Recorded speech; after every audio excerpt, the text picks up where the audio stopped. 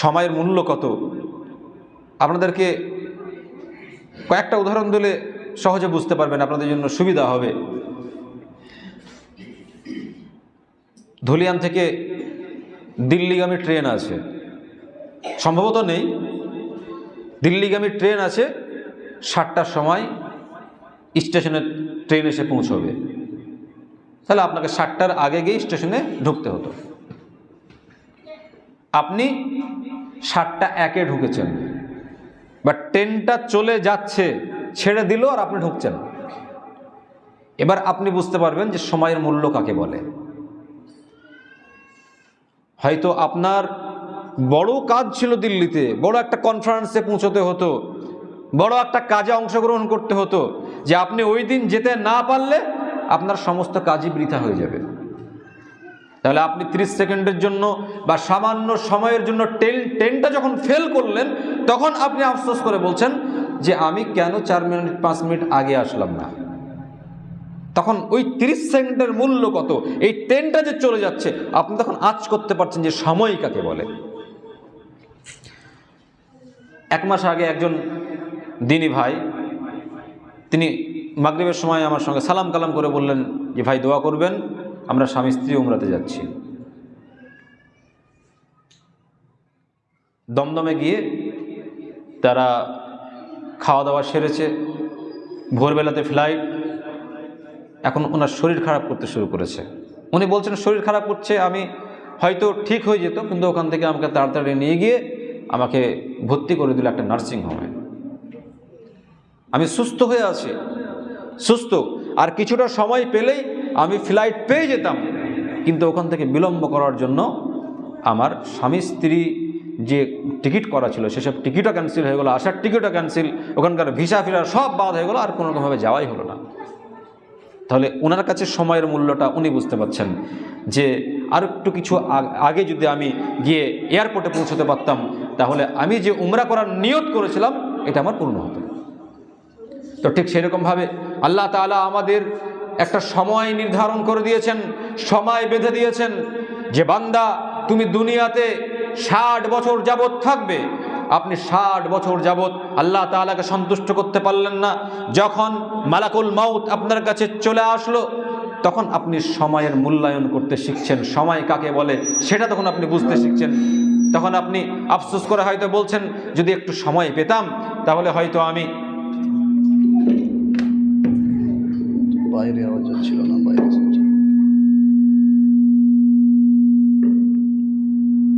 ওটা থাকবে। তাহলে আমি একটু ভালো আমল করতাম, আমি তো আমার লাইফে ভালো কাজ কিছু করিনি, তখন মৃত্যুর সময় আফসোস করবে। মুহাম্মদ রাসূলুল্লাহ সাল্লাল্লাহু আলাইহি ওয়াসাল্লাম তিনি বলেছেন আমারু উম্মতি মা বাইনা 60 ইলা 70 ওয়া আকাল্লুহুম মান ইয়াজুজু যালিক।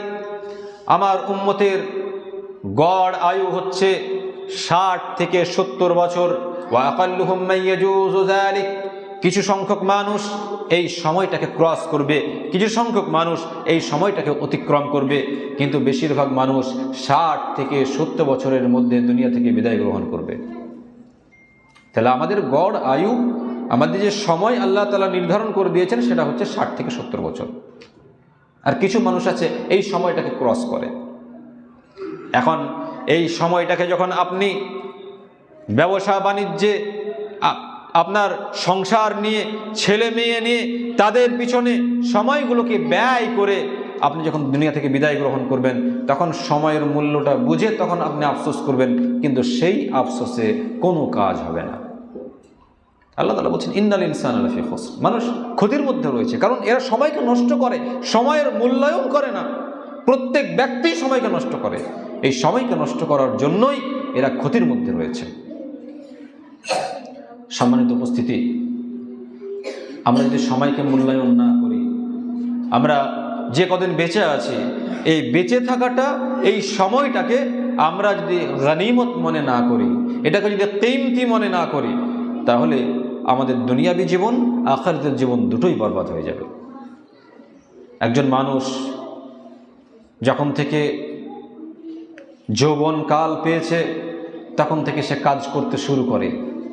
কাজ করতে শুরু করতে করতে এমন অবস্থা হয়ে যায়, সংসারে আমার মেয়ে কি খাবে, আমার ছেলে কি খাবে, আমার স্ত্রী কি খাবে, ছেলে মেয়ের জন্য আমাকে কি উপার্জন করতে হবে, এর পিছনে খেটে খেটে তাদের জন্য চিন্তা করে করে একটা সময় সে কবরে চলে যায়।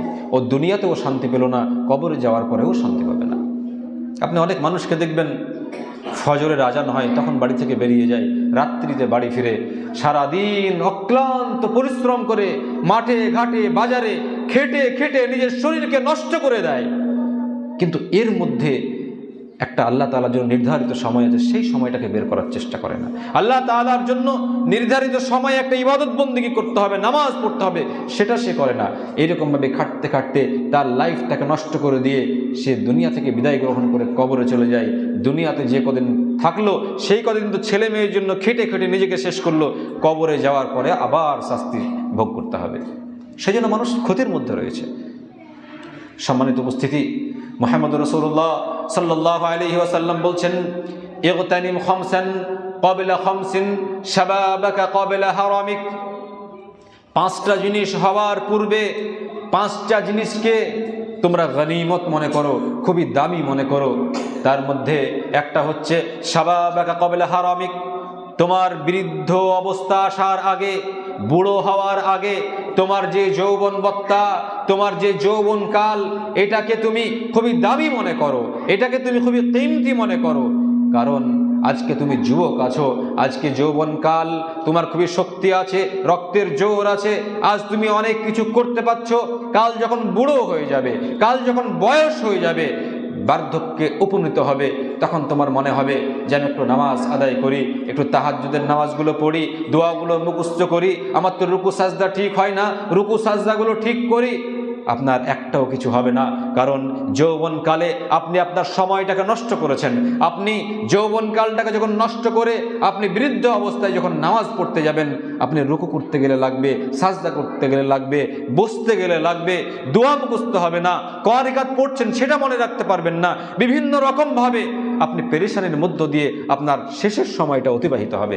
আর তখন আপনি আফসোস করবেন যে যৌবনকালে কেন আমি ইবাদত বন্দেগী করিনি, যৌবনকালে কেন আমি দোয়াগুলো মুখস্থ করিনি। বিশেষ করে যারা যৌবন অবস্থায় আছেন, যারা যুবক মানুষ, তাদেরকে মুহাম্মদুর রাসূলুল্লাহ সাল্লাল্লাহু আলাইহি ওয়াসাল্লাম বলছেন, শাবাবাকা ক্বাবলা হারামিক, তুমি বুড়ো হওয়ার আগে, বৃদ্ধ হওয়ার আগে তোমার যে যৌবনকাল, এই যৌবনকালটাকে খুবই দামি মনে করো। আজকে তুমি যুবক আছো, নিশ্চিতভাবে আল্লাহ যদি তোমাকে বাঁচিয়ে রাখেন, তুমি একদিন বুড়ো হবে। তুমি যৌবনকালটা যদি আল্লাহ তাআলার ইবাদত বন্দেগীতে অতিবাহিত না করো, তাহলে বৃদ্ধ অবস্থায়